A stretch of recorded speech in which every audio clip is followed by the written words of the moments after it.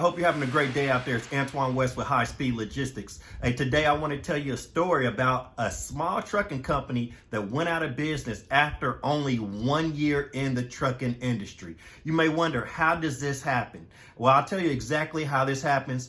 I see it happen a lot more and more these days. It's because the mindset we're having as truckers and trucking company owners. We have to change this, guys. So this is what happened with this in particular trucking company. So it was a guy, he was a company driver for probably about 15 years before he set out to get his own authority and have his own trucking company. So he started his own trucking company with one truck, owner operator, running his own equipment.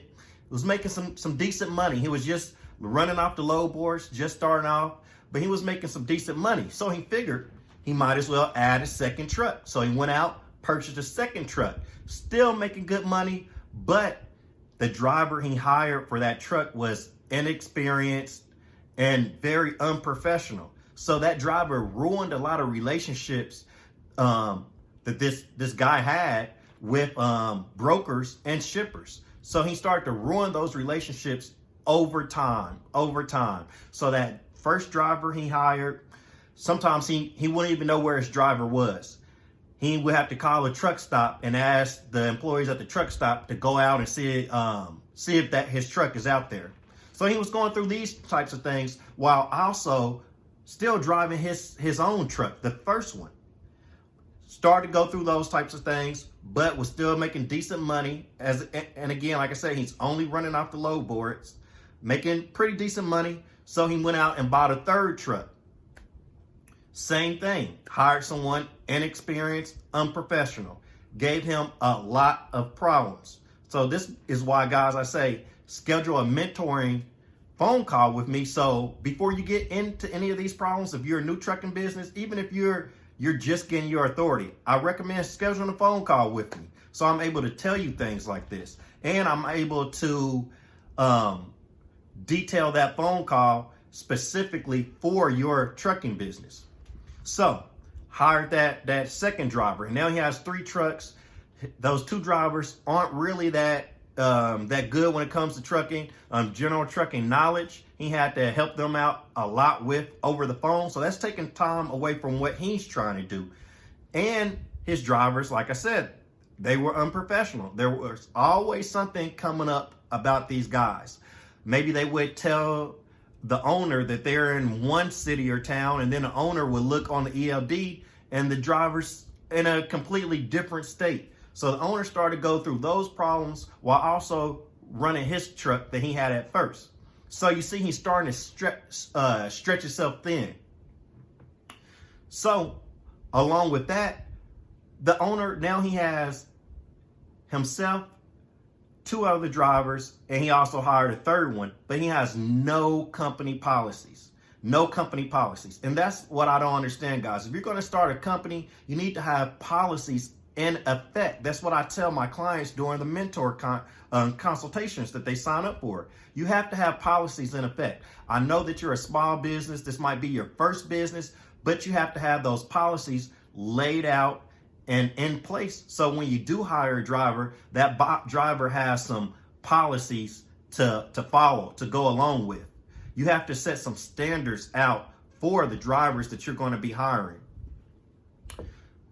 Also, you don't want a company driver really running your business. That's why you need those policies in place.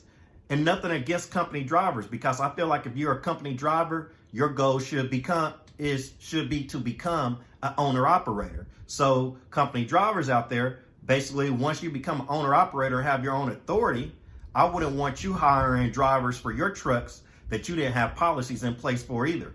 So that's just how it works. Also, this guy that owned the company, he had no P&L. He wasn't even running a P&L, a profit and loss statement, to track everything you're bringing into the company and everything that flows out of the company. And you need to have everything labeled. You need to know how much you're spending on fuel, how much you're spending on maintenance, how much you're spending on driver pay, tolls. You need to know all of that every week. You need to know exactly where you're at in all of those areas throughout every week, especially at the end of the month. Because over time, since this guy didn't have any direct shippers, he was only running off the load boards, and as his drivers being unprofessional as they were, got in accidents, everything coming up, drivers just tearing up the trucks. So he had to put maintenance into that, maintenance into like real maintenance, engine problems and things such as that. So he started to have to spend a lot of money on maintenance. So pretty much he started to lose money, but he didn't know it. What I would have recommended to him is, at first it's okay to run off the load boards, but after that, you need to start working on some direct shippers, especially if you're bringing more and more trucks into your company. There are a lot of direct shippers out there that will work with companies, with trucking companies with 1 to 5 trucks or 10 trucks. So they will work with you even if your capacity isn't that high. So I would have recommended him to get direct shippers. And if you haven't seen my direct shippers list, make sure you go to my website, check that out too. I can help you with getting direct shippers. We can do some phone calls, just me and you, and I'll actually reach out to the direct shippers myself while you're on the phone to kind of let you see how I make cold calls to direct shippers. So he had no direct shippers and he wasn't running a profit and loss statement. So over time, he was slowly losing money. He wasn't making any money because everything he was bringing in, he was putting out into maintenance, putting out to when those unprofessional drivers, when one of them quit, and they would quit and leave his truck somewhere on the side of the road and have to fly a new driver out there, get that new driver in the truck. That might take some time. So he was losing money there too. So I definitely recommend knowing how to get drivers for your trucking company, how to get good, professional, well-qualified drivers. It's things like that. When I say it's not only the rates, I mean things like that too. That will lose you money. Not having a good professional driver, that would definitely lose you a lot of money. I have a driver right now. He's been with me for a couple of months, for probably about 7 months. But this guy, he's so great. I never have any problems from him. He's able to handle anything. If there's minor mechanical issues with the truck, he's able to fix that himself. And I just put a couple extra dollars in his paycheck, but he doesn't ask for anything from me. So that's a great driver. I'm not saying everyone has to be that way because I look out for him at the same time. Like I said, I give him more money. I pay him and sometimes just give him some extra money. I do have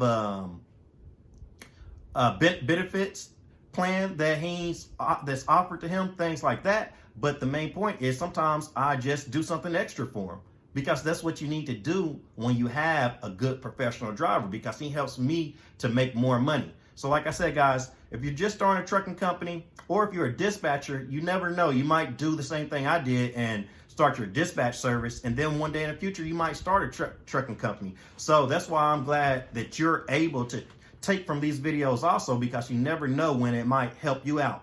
But basically, if you own a trucking company, if it's new, or you're thinking about starting your own trucking company, just know to have policies in place before you start having drivers. Make it like a real company. If you go back and take a look at some of my old videos with Xavier and Esther Springfield from American Metro Dispatch, they're some of my dispatch students. I trained them. They have their own dispatch service. They're doing great. But you'll hear Xavier always say that I didn't just teach him how to have a dispatch service, but I taught him how to run a company. And that's more what it's about. You actually have to know how to run a company when you have a trucking company or a dispatching company. Remember, before trucking, dispatching, brokering, whatever side of the trucking industry that you're in, before any of that stuff, you have to know how to be a business person.